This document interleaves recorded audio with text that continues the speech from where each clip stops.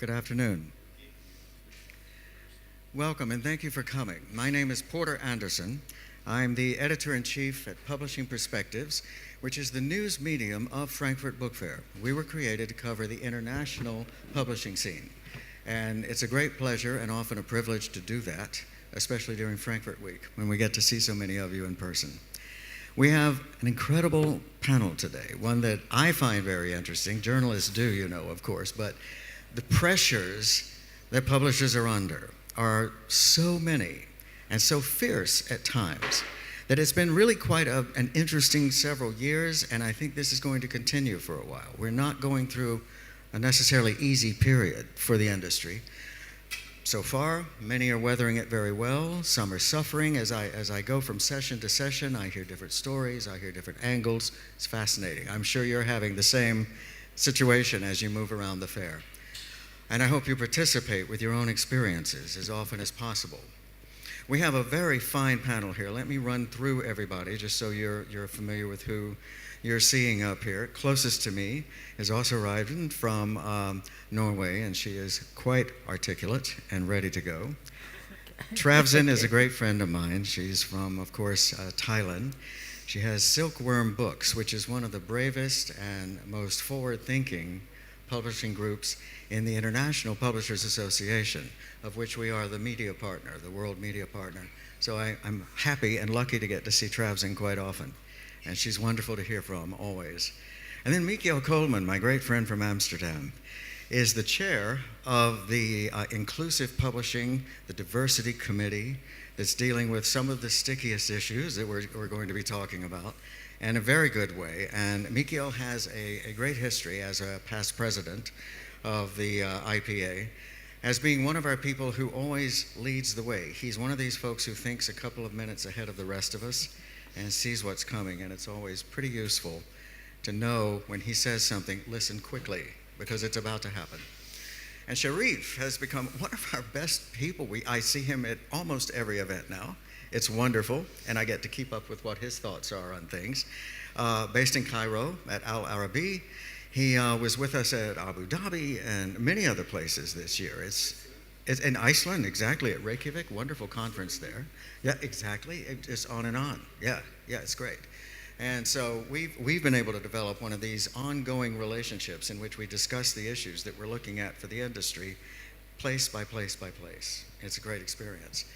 Now, I will tell you that when we first discussed, by video of course, I think it was 6:30 a.m. for me, a little easier hour for everybody else. I'll remind you all of that. No, we were discussing what we would do here today and what we would need to say, what our points needed to be, and what we went over. And we have quite an interesting conversation developed, and we hope to have enough time to hear from some of you at the end.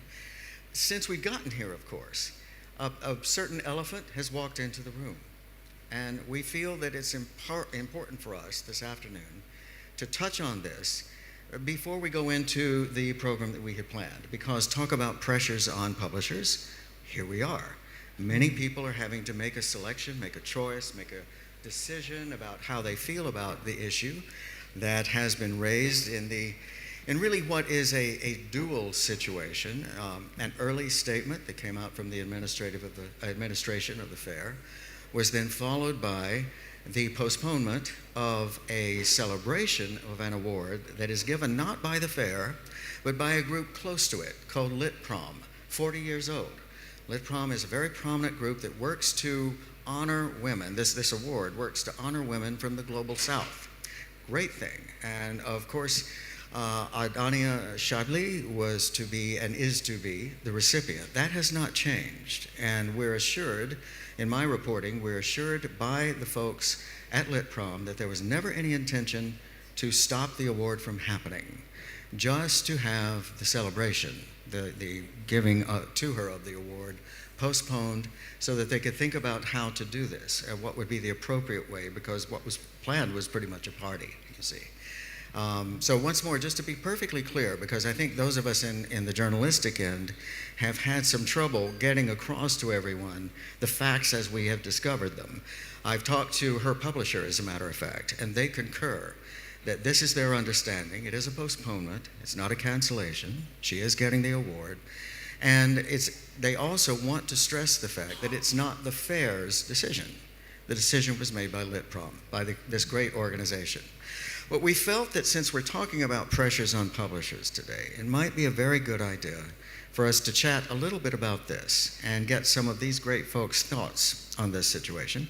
And I'd like to start with my friend Sharif, because he is from the region that is heavily involved in the crisis at this point.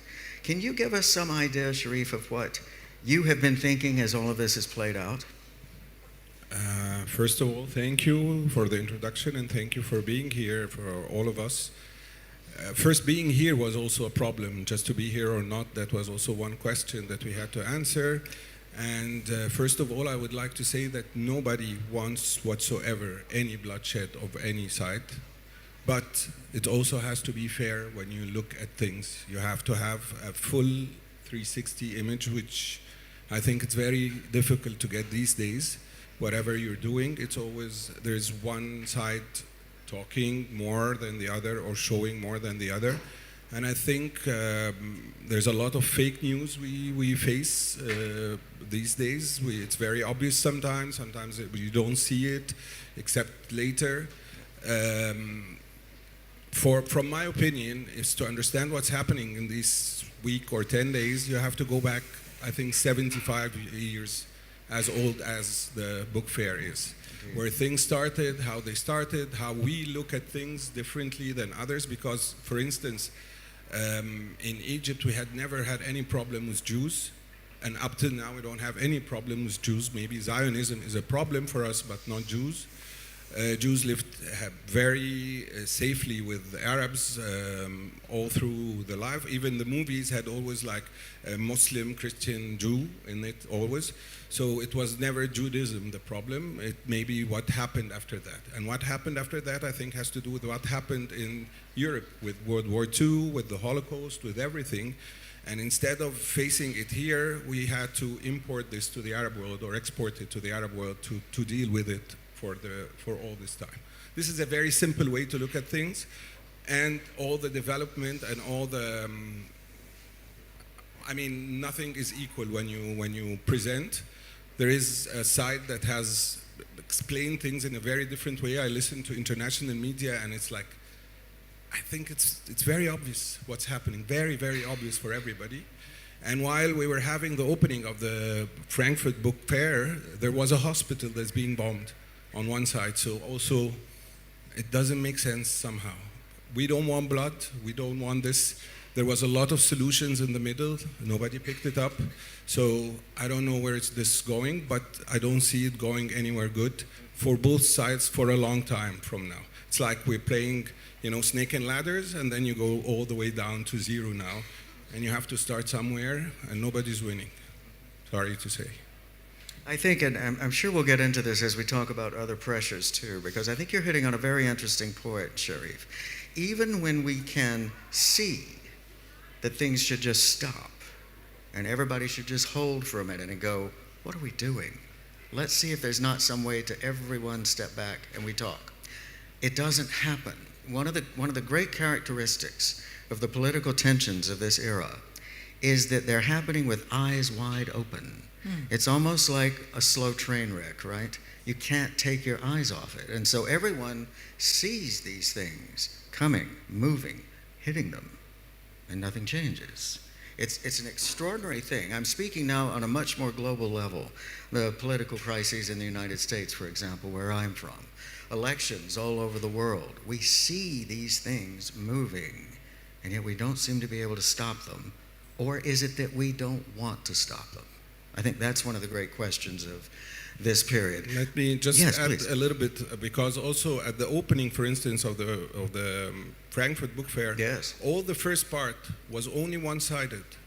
If you want to have diversity, if you want to have people, you should listen to the other. If you want to have a dialogue, not one side talking to each other. So I think there should be a representation also of other voices of people explaining maybe how, as you said, things are seen on the other side, and maybe this brings the talk going. But if we're talking one side only, I mean, nothing happens. And then when someone spoke, it was a scandal. So It's true. It's true. I mean, how many times in your life, just on a daily basis, have you seen somebody go, oh, I never thought of that. Of course, that's how it looked. You know, in just little things through life.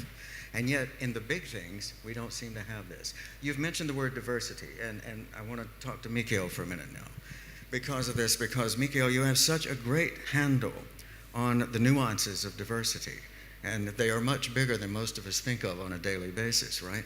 Mikhail's quite an expert in this, working with groups in Amsterdam as well as with the IPA and with his own company, Elsevier. Very, very fine thinking on this subject. When we talk about diversity, Mikhail, why don't we understand that what it really means is putting ourselves in the other set of shoes and just looking back at each other from each other's mirror? We don't seem to think of this. What is that? I think that's an excellent question, and I think diversity is sometimes an exercise of empathy. Yeah. But there are, I think, two ways you can really approach diversity and inclusion.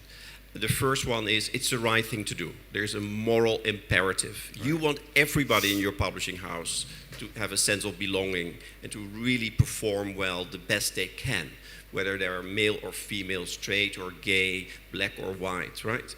At the same time, there's also a clear business case for diversity and inclusion. We know from research that companies that embrace diversity perform better. They perform better financially. They take better decisions, although the decision-making process is a bit more complicated because you have a diversity of views in the room. They are more innovative. And so, in that sense, the business case is also pretty clear that we should all embrace diversity and inclusion. Right. Now, what do we see in our community, in our industry, is that if you look, for instance, where we have data, and data is scarce if you look at a global perspective, but there are very good data in the UK, in the US, and Australia. So many more women than men work in our industry.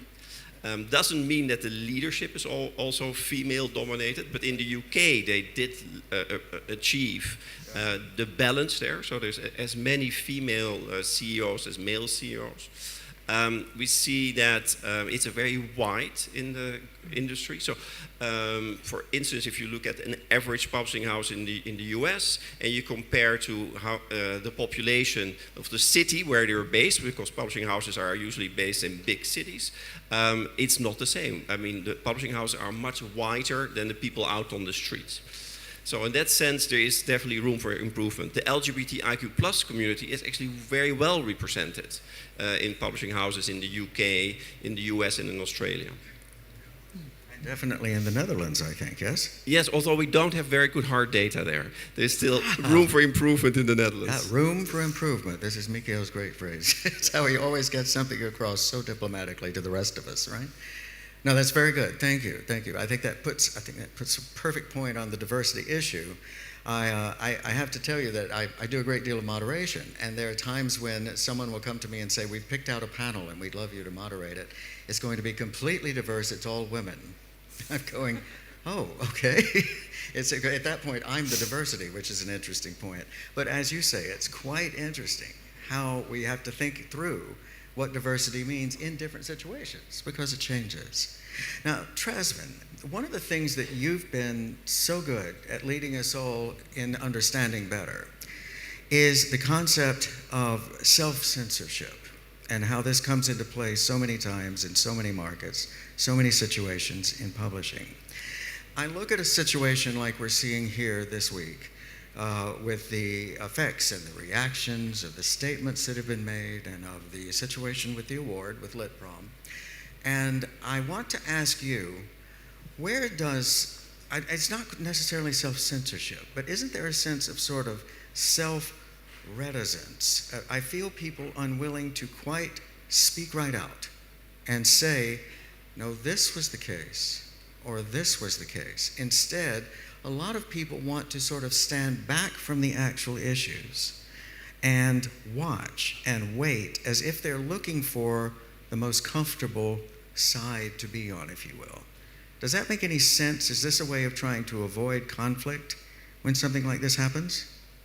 You see, well, thanks for asking. You can see your questions, they have two layers. Self-censorship is just a simple layers that people playing safe. We are human beings. We don't want to get hurt, whether it's physically hurt, financially hurt, reputation hurt. It's your or our self and ego. That's one layer. But there is a second layer onto it. Why the people hold self and not say so, and wait. But I would go back to two of my wonderful friends and colleagues here that first, Sharif said there's thing is two sides. The fact is there is more than two sizes. You know, it's like diamond, it's like the word that's facet. Or in the globes, that the earth that turn around, there's only one side, but it's turning. And then diversity. You cannot live with one thinking alone. And I'm a publisher of humanities and an academic. You teach about critical thinking. And when you have critical thinking, a spontaneous response, the reaction, the first reaction, you're not thinking. You need to think. It's not that because you're scared, but you have to think carefully that, haven't I listened well to all the sizes, not just two sizes? Have I give myself a thought what is right and what is wrong? And what is right, is it really right in the right context? And then Sharif talked about history. He came from Egypt, you know, it's more than 75 years. It's 3,000 years. You look at all the pyramids. It's not just that. It's too simple to answer that everyone have self-censorship. But everyone have the right to be scared. Look at my side. I'm so small. If he bump into me, you know, I flip, even though he mean or not. And look at my company size. I have no power to make any bargaining, and he's Elsevier who will get everything. We're friends. Violets already, you see. Yeah. I mean, you would have to be more open. You just can't say that this is wrong, this is right, because you're thinking of this, because you're not backing up Palestine, you're not backing up Israel. They're more than that. And each of us should give each other a break, understanding first. And you have to learn to listen well with an open mind. And you have to learn to forgive. And at the same time, you must also learn how to forget. If you keep living in the past, you never go anywhere, I tell you. And that's my answer. I have no solution. I never have a solution. And tomorrow, if things change, I could have changed my mind again. That's a human being. You have to be flexible.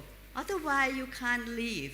You know, it's Darwin who said it's not the strongest to survive, but those are the ones who can adapt.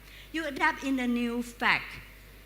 Each day, there's a new research, new information, new perspective. And if you remain the same because your father said so, your grandfather said so, your forefather said so, you can be fighting each other forever and it will never end. That's it. This is a great statement. I'm once again so impressed with how many points you're able to hit in a short amount of time. Because I think the most beautiful thing I just heard you say was we all have the right to be scared. It's very interesting. I always enjoy being at Wexpo. I'm looking at our friend Kristen Einerson, who is the producer and the man behind this beautiful new World Expressive Forum that is just so good about bringing the right to express yourself onto a stage with some of the greatest thinkers in the world. Maria Ressa was with us a couple of years ago there. And I think that now I'm realizing that a lot of what I heard from your stage when I was there, Kristen, was the right to be scared. People trying to think through a fear.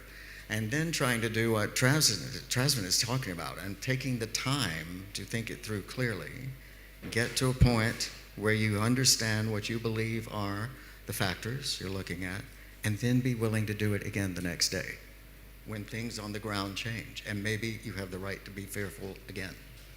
It's not something you can complete and walk away. I think it's human nature to try to say, well, I figured this out, now I can go on. It just doesn't work. And you have to be responsible for the consequence. Once you take an action, and you may be wrong, but at that moment, that particular moment, you have full confidence that you were right. But then when the new fact coming in and you said, hey, wait a second, I'm wrong, were you able to forgive yourself and apologize that I made a mistake? That's it. You know, first person you should learn to forgive is your own mistake and admitted it.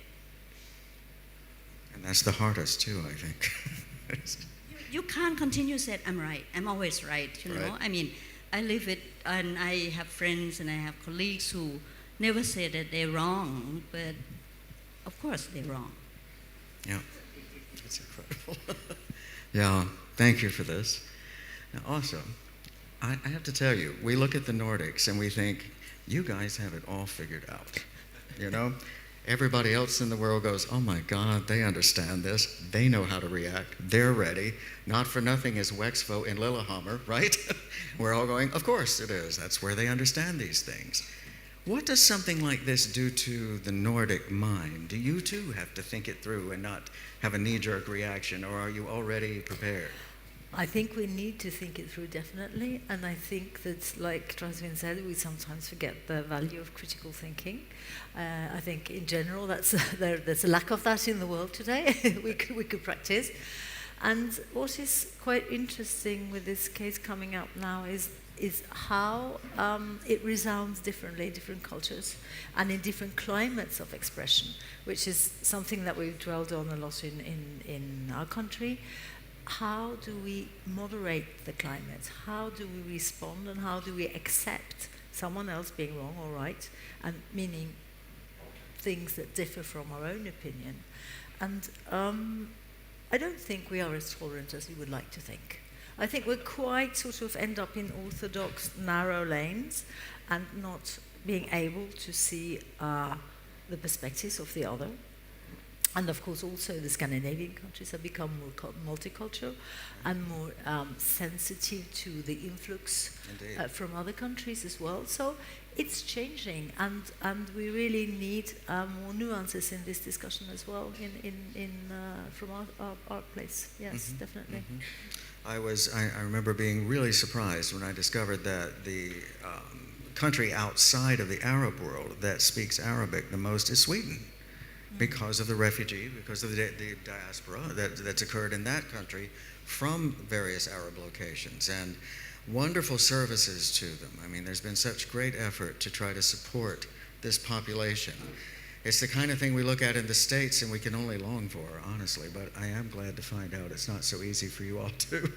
Yes, but now they have some very difficult, terror threats coming at them in Sweden, and following the burning of the Holy Book of the Quran, and latest now in Belgium with 2 Swedes being shot. So I think they are also wanting to live the dream of broad inclusion and everyone being part of the same sort of happy social democratic Nordic dream, and it just doesn't quite work.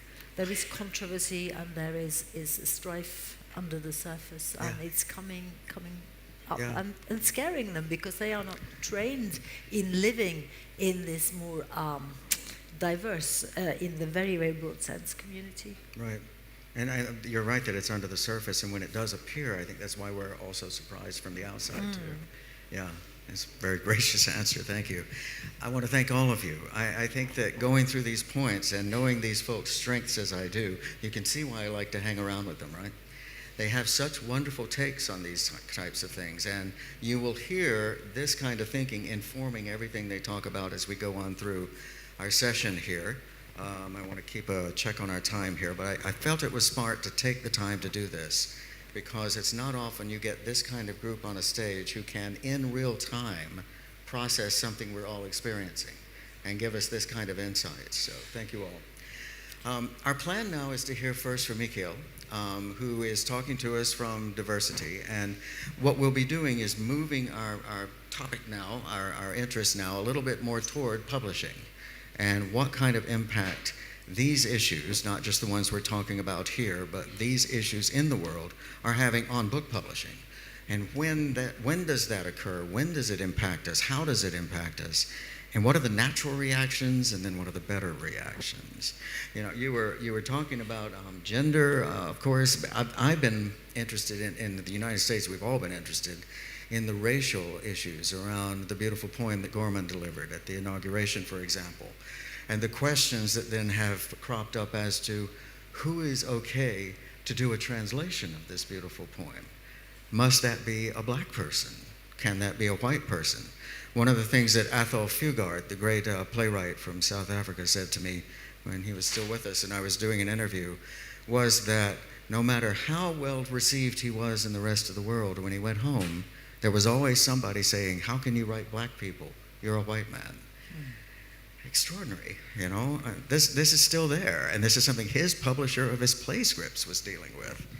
So speak to us a little, if you will, about the leading edge of the diversity issues. Miguel. Yes, no, thank you. So I find it a fascinating question, right? If you're an actor, you can become somebody else on stage or in movies, right? But there are limitations. Apparently, you know, I cannot become a black woman in a movie. But when you're an author, why are there any limits? Why can you not become a child? Why can you not become somebody of another gender? Or somebody in the future in science fiction? But apparently the sky is not the limit. And I wonder a little bit why we should limit ourselves. So I very much believe that we should all have that freedom.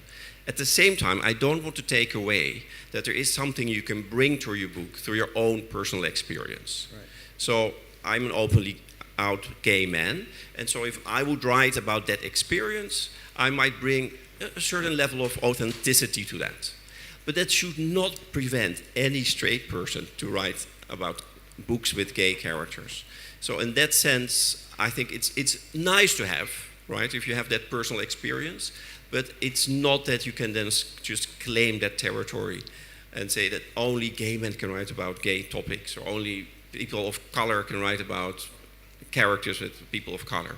And, you know, just give an example, which I think is one of the best movies ever, Brokeback Mountain. The actors were all straight, the director was straight, the author of the book was straight, and still, this is an iconic movie, and I still have to meet somebody in the LGBTIQ plus community who would say, no, I reject that movie because it was not gay enough or queer enough. We all fully embrace it. I've actually met people who said the opposite, that it was more meaningful to them because these were actors outside that community going into it as deeply as they did. Extraordinary work, very brave. Now, let's face it, you know. I know exactly what you're talking about. And this kind of topic, when you're talking about what the actor can do, I remember Cameron McIntosh spoke to me once because they were opening Miss Saigon on Broadway.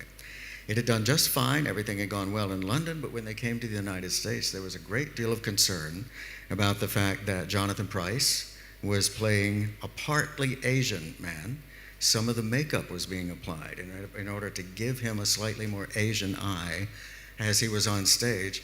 And this became an enormous and concerning issue. And the world of live theater at that point, which I was covering at the time for the Village Voice, had to think this through and say, what does this mean to us? How can we cast people who are not from a given race, a given ethnicity, and how can we not? Why should we feel, as you're saying, that that's the necessity if what the actor is bringing to this is the right thing, is what's needed for the character? How do we reconcile these things, though? And when we get to publishing, when we talk to publishers and authors, what do we tell them? Yeah, so I think there are two things here. Yeah. So I was on stage with Janine Cummins, who wrote American Dirt. And this book was very successful. Millions of copies have been sold, but also controversial because it's a book about a family in Mexico. They are a victim of violence and they decide to flee and they become immigrants. And Janine Cummins is not an immigrant and is not Mexican, although she's part Puerto Rican.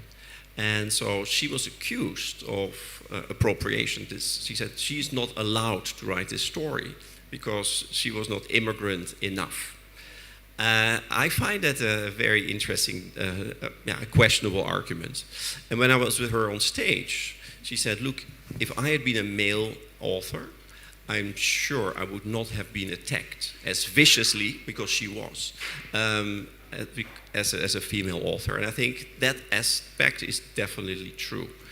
That doesn't mean that the publishers are completely off the hook. I think we do have a mission to really look into diversity and inclusion. And of course, we should publish more books of immigrant authors and of Latina authors, etc. And the only way we can achieve that is that our publishing houses themselves are becoming more diverse. Yeah. You cannot really reach black readers if you don't have black authors, if you don't have black editors and black publishers, to put it a bit bluntly. And there, I mean, I think that's a mission for all of us to achieve over time. Mm-hmm, mm-hmm. The answers are not simple. You know, it just is not that easy to get one clear path and stay on it. I find that we leap to various easy hooks. A couple of them might be saying, oh, woke, which in the United States we understand to be a term for political correctness. It's just another way of saying perhaps extremely politically correct. What it means is not thinking things through and just saying, oh, that's woke, I'm not going to deal with that. Wait a minute, maybe you should deal with that, right? Maybe you should deal with calling something woke, you know? And we see these things. They're just too easy to jump to. They're so easy to go, bup, that's all that is. Then we don't do the thinking that Trasvin is saying we must do, you know? We have to get through that. Thank you for this. I want to say to also, if I may, I'm going to jump to a point that we had talked about a little into our conversation with you. In terms of what we're talking about with Michiel, the role of the responsible publisher in a situation like this. We have seen situations in the United States, for example, at Simon & Schuster, where the two books by Mike Pence, the former vice president of the United States, were being signed by Simon & Schuster, and staff members objected. They actually made a huge objection and said, we don't want these things signed by the company we work with. This and several other instances, one involving the Woody Allen book and some other similar things, became a series of new experiences to us, new in the number of employees involved, in some cases picketing outside in Manhattan, outside the building, so that it was a very public and embarrassing, if you will, moment for the publisher. Jonathan Karp, whom I know, the CEO, was really walking a very careful line, trying to find his way through this correctly. Fascinating to watch him sort through what was happening. What is the responsible publisher's position in something like this? Where do you go with it? I think it's a really interesting question, and I think that it's something that's engaging more and more because we are seeing this, coming to us in all different ways, right. And we need to address the role. And some of our employees are not entirely making the distinction between the newspaper with the responsible editor endorsing what is actually written in the paper, and the publisher not endorsing the opinion of the writer. It's on the behalf of the writer, and that distinction is very important to bear in mind, and I think we sort of tend to forget. Yeah. And one of the things that we've been discussing in Norway in the Publishers Association, in the Committee of Freedom of Expression, is how the monitored, the enlightened, the critical thinking of the publisher, the way that we add that to the work we publish, how that's sort of been derailed in the public view. Mm-hmm. Mm-hmm. The general perception of freedom of expression is that the more the merrier. When you get the entire public and the entire world, it's been democratized, the access to expressing yourself through the net, of course. And it's unmonitored, it's polarized, it's hateful, it's false, it's faulty. And of course, it brings some perspectives back to us that we need to address. And I think that we've sort of lost position And we have not been able to make ourselves relevant in quite a few of these debates where exactly the critical thinking is what we don't have. And it's a paradox, perhaps, that the role of the publisher is to select. We select some happy few and we give them access. And we qualify them through quality. That's what we do. Whilst some of the debates that are running about, gaining or denying access in the wokeism is judgmental. It's a judgmental denial, keeping people out because they are not meeting the moral requirements of this or that political view. And these different streams, so what you would like to call them, I don't know the English word, perhaps in this context, it's engaging us, but we haven't got the answer. But I'm quite sure that sort of reacting the way it ended up with here in the book fair, with postponing this prize giving, it's not the way. That's a way of hiding, and we don't need to hide. We need to come forward on the stage and actually take the room with what we have to deliver to the general climate of freedom of speech. I think you're exactly right. And one of the things you're putting your finger on is the fact that we have not always communicated. I include my business, journalism, just like book publishing, has not always communicated well enough and frequently enough to the public that selection is not always endorsement. That the job that the publisher is doing is not what so many of them seem to interpret it to be. They think, you're publishing that, Mike Pence perhaps, because you like that, Mike Pence perhaps. Maybe not at all. Jonathan Karp's position was, we must publish these powerful voices so that we understand them. In Pence's book, you learn a great deal about his religious background and how he seems to form opinions, or at least believes he does, which is his prerogative, on the basis of his religious background. If you then go back to the publisher and say, is that your religious ground? Would you make that kind of decision? He's going to say, no, absolutely not. This is not the way I feel. But we have to let the public see that so that they understand why somebody who is now running again for the nominee of the Republican Party, we have to understand who that man is and where he believes he's coming from. So that's just one example. But I think it's a failing of the industry at times, including my own, to remind the public, this is what we're doing. We're not telling you how to think, and we're not even telling you how we think. We're providing you with the options to do the thinking, right? Yes, and the published whole industry was originally in the fore of the Enlightenment. And we had this magnificent role, and we completely lost out on that. We're sort of viewed in parts of the general Western sort of commercial world as commercial players, not as intellectual players, and there is it's difficult. I just want to jump in here that the fact is, like your big house, publishing house, and you have a lot of selections, a lot to offer, trade publishing house. But for a small publisher like me with the limited resources, so we have to select even more. But it's nothing about our own preference. My preference, if I'm going to publish something, I would say whether it's useful for my reader, for my society, is it should be published because nobody would pick it up because it's too damn serious or damn stupid or whatsoever. But the thing is, whether it's important, what sort of, this manuscript is important to me. We published one book which I know that this is about Laos. We know that the Laos government wouldn't care because it's about royalties and things, they kill them all anyway. But the thing is, you need to have it, you want to archive it. You want to have it. And it's not even about Thai people, but it's so important about the region because we talk about diversify. You can't have one country, one people, one race alone. No, that's not going to happen. You look at the tree, you look at the forest, the only things that cherish is every little thing matters. And we publisher, we just catering it for the public. You know, this book fit for one group, another book fit for another group. It's not our job to say this is right or wrong.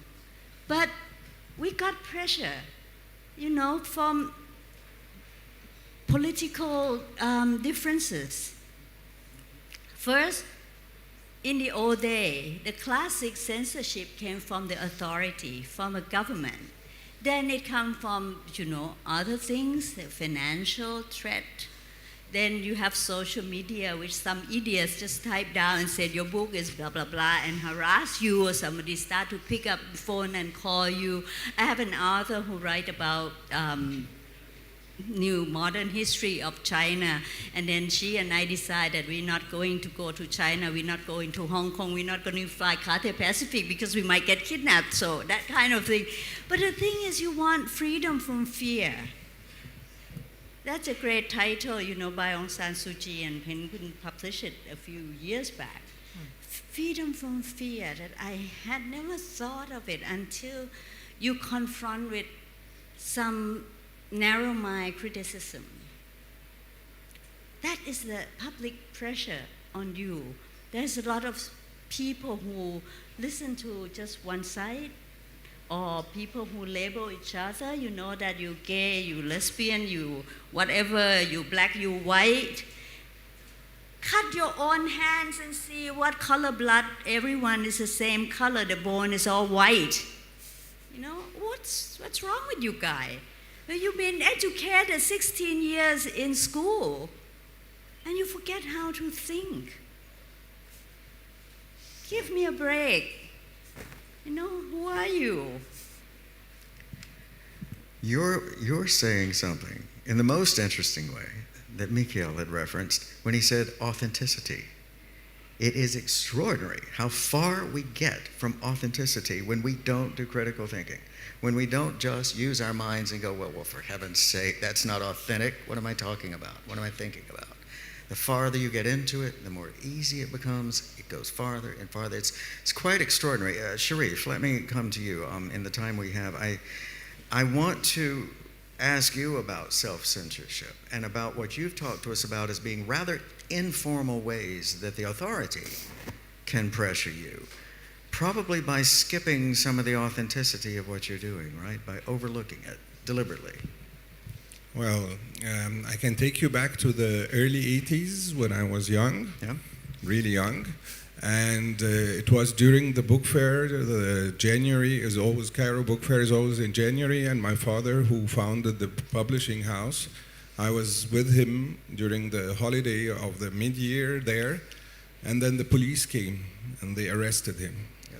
I was so young, I don't understand what's happening, but they came and they took him, and I mean, I don't remember that much after that, but I knew that he stayed for 60 days and then he was released. Whatever the reason, what has happened, because my father was also involved in politics, and he was, by the way, also, he was one of the founders of Dar al-Fat al-Arabi, which means the young Arab publishing, the young children Arab publishing house in Lebanon, which was a way of defending the Palestine cause at that time by educating children how things are. So apart from all the politics, this is how I was raised, and in a book fair where I saw my father taken away because of books. So all this now, when we talk, I mean, as Strasbourg said, we all have the fear. We don't want to be involved into, we want to do what we want, but we have this. So you always have this fight inside you first, and then with the team, and then with the bigger team, and then with everything. And to a certain extent, things are not that safe for you. I mean, we have publishers who've been arrested, who've been imprisoned, so you have this invisible fence that we see sometimes, and you have to think, should I or shouldn't I? So we try to push the ceiling that we have as much as we can. But sometimes there are direct and indirect ways. In Egypt, we don't have censorship. Officially, we don't have any censorship. We just can write whatever you want. But you have to obtain an ISBN, which is also a point where things can stop there. And when the book is out, you can just have to remove it. And one more thing that we don't publish for Egypt, we publish for the Arab world, so you have to think of the rest. Maybe a book in Egypt doesn't have a problem, but will be a problem in Saudi or Morocco. Maps are a big problem on any book because the different, of course, borders of every country. So sometimes you have to omit the map totally, not to go into this if it's not that important in the book. And lots of things can happen. See, time is running.